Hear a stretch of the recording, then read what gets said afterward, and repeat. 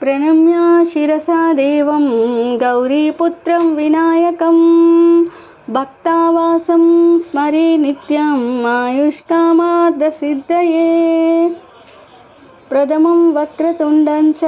एकदन्तं द्वितीयकं तृतीयं कृष्णपिङ्गाक्षं गजवक्त्रं चतुर्दकं लम्बोदरं पञ्चमं च षष्ठं विकटमेव च सप्तमं विघ्नराजं च धूम्रवर्णं तदाष्टमं नवमं बालचन्द्रं च दशमं तु विनायकम्